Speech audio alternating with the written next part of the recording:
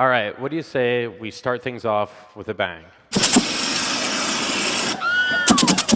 So this is my 1972 BMW 2002 with audio that I rigged up 8 fire cannons to and put a whole bunch of propane in the back seat and then controlled it with a computer that then could fire it in sequence with music. So this is what the car looked like after I cut the roof off of it. And this is what it looked like after we put the fire cannons onto it. And this is just one of the things that we look at on the show Outrageous Acts of Science. So people that put up crazy YouTube clips of building things and blowing things up, and then us scientists and engineers explain how they work. So that might be things like people that make jets out of their bodies, or people that ride motorcycles on waves, or people that just turn their cars into boats. I also have a Discovery Online show that I do, where I'm the host and the producer, and I travel around the world discovering innovations, technologies, and basically people that have really crazy ideas, people that are inventing the future. So some of the things I've seen is flyboarding, so it's basically a jet shooting out of your feet. So you can see here how he's using the jets to control himself, spin around, go upside down, dive down, go 30 feet up in the air, that's about 10 meters. And then I explain the science and the engineering behind what he's doing. There's other people that are using drones to map landscapes. This drone, the EB, is mapping the Matterhorn. So the drone will go fly out around it, take a bunch of pictures, then it'll create a 3-dimensional map of the Matterhorn. I'm actually colorblind, and these are glasses that help correct colorblindness. I break things, my bones, quite often. And so this is a 3D printed cast where people can tweet things to you, and then those tweets are 3D printed into the cast around it.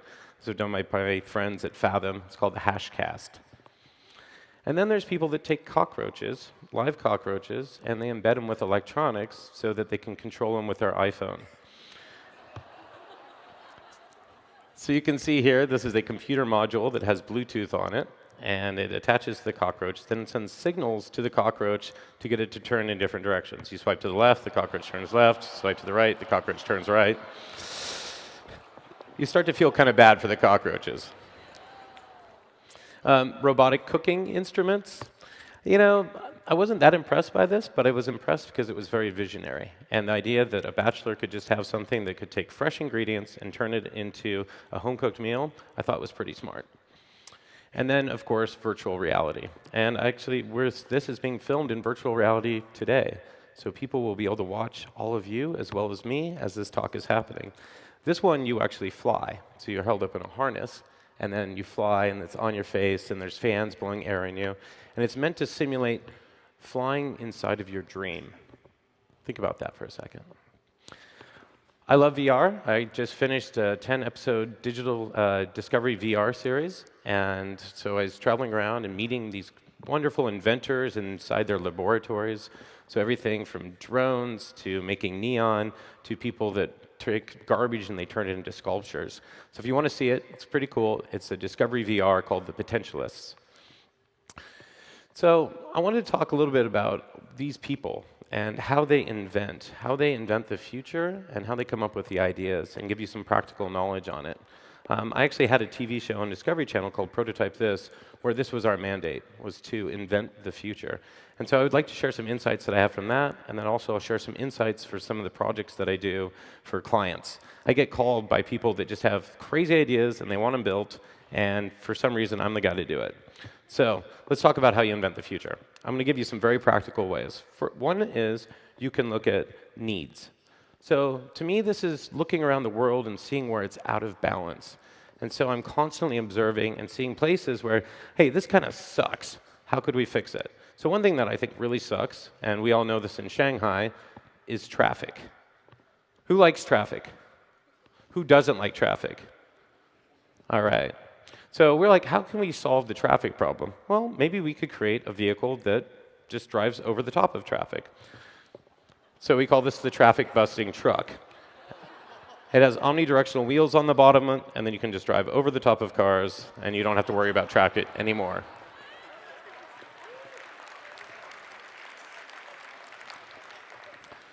I went through firefighter training, And you see me in the back there? You see how tough I look? Like carrying all the firefighting equipment. You feel really tough. And then you climb up a flight of stairs, and then you look like this. It's exhausting. So we're like, how can we solve this? So we made the robotic firefighting assistant. It's electric powered, it drives up the stairs, and it carries 4 firefighters worth of equipment inside of it. And also me, because I'm lazy, so it can just drive me up the stairs. This is a personal airbag. So this is a safety device. So if you fall doing construction, this will save your life. So here's the idea. You're up high, you're wearing the airbag. This is our poor stunt guy. And all of a sudden, you're going to go, and you're going to have to go fall off of this building. And so you have these airbags that are set up around you, and then you have pneumatic cylinders in the back. And as soon as you fall off of it, an accelerometer detects that you're falling, takes that information, feeds it into the computer, and then it deploys the airbags. So let's see how it works. He looks a little scared. He should be. This is the first time we tested it right here.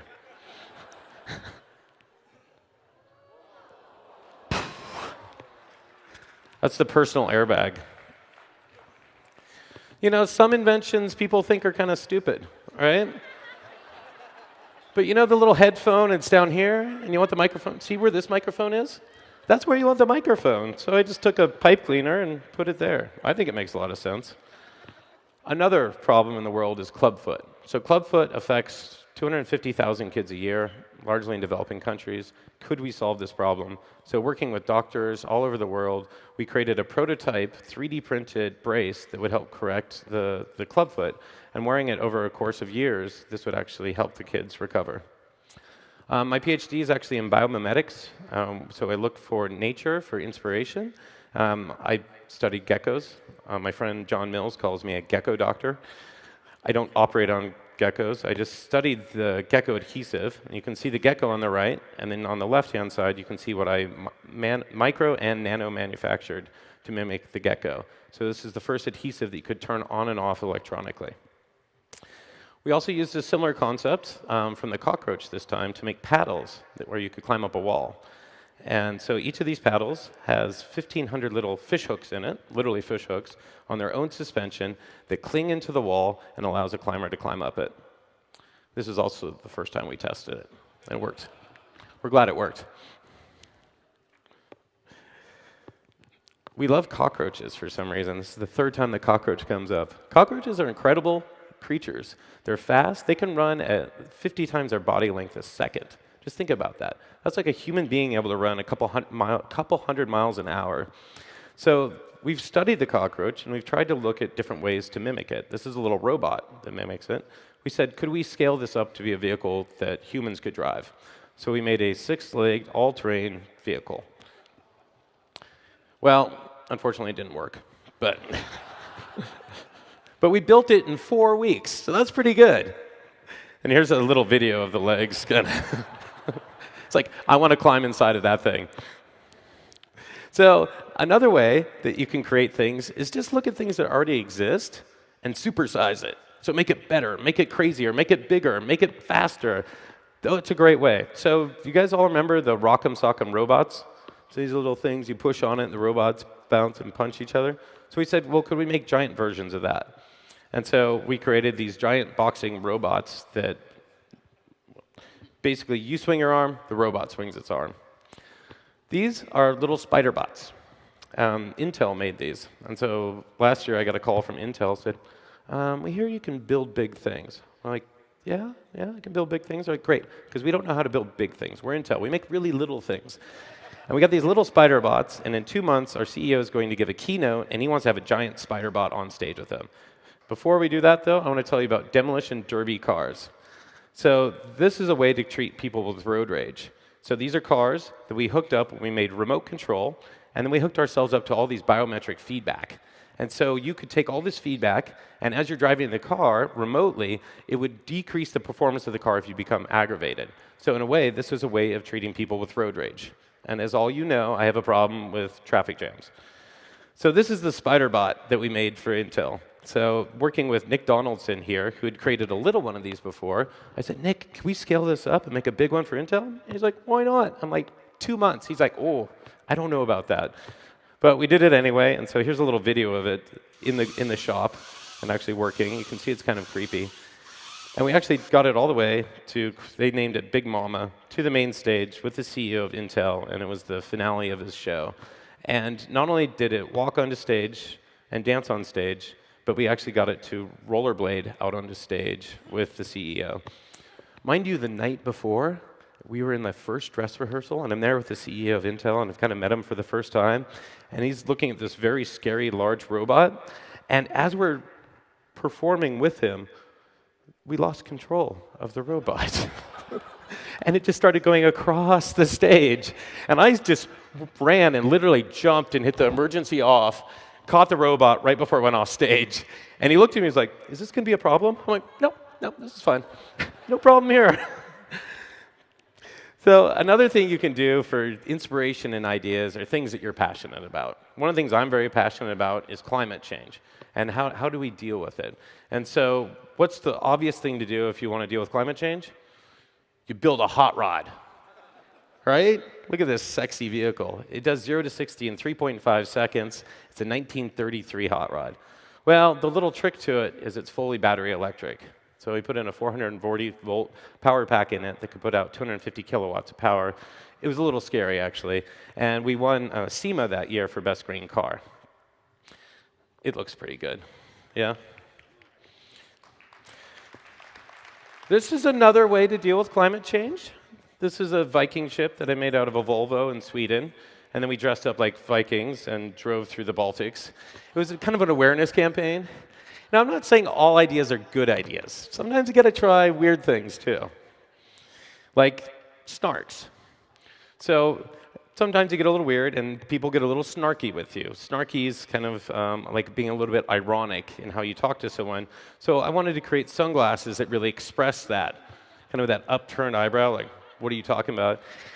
I thought it was a little silly, but these things really took off, and people loved them. Yeah. You might even recognize this. This is Ping Fu, who's quite the amazing woman who's kind of revolutionized the 3D space, and she loved them. Sometimes ideas are just bad ideas, and you end up with a broken leg. So this is part of the hazards of the job. So I have a little hardware in my leg now. And so when I broke my leg, I said, this really sucks. But what can I do about this? You know, if you're looking for a need, something to solve, having a broken leg is pretty obvious. And the problem with breaking your leg is when you get a cast on it, you can't fly unless they cut it in half, and then you have to use crutches. So I travel a lot, so this wasn't going to work for me at all. So I went over to my friends at Fathom and 3D scanned my leg, and then went about 3D printing a cast. And in that cast, we decided to put in some electronics. So we put pressure sensors all inside of it, so we could see if my leg is swelling or not. We put accelerometers in it, so we could see how much movement I was. But that data just sitting on the cast is useless, so we connected it to the cloud, so all that information went up to the cloud, and my doctor could take a look at it. But while you're doing that, you might as well make an app for your cast, because that's kind of cool. And if you ever have a broken leg, the first thing someone does is walk right into it. So we put LEDs in it, so it became a little light show. And at that point, I was like, okay, let's just put a sound system in it and call it the Boomcast. So this is my 3D printed cast with all the electronics and a Boomcast in it.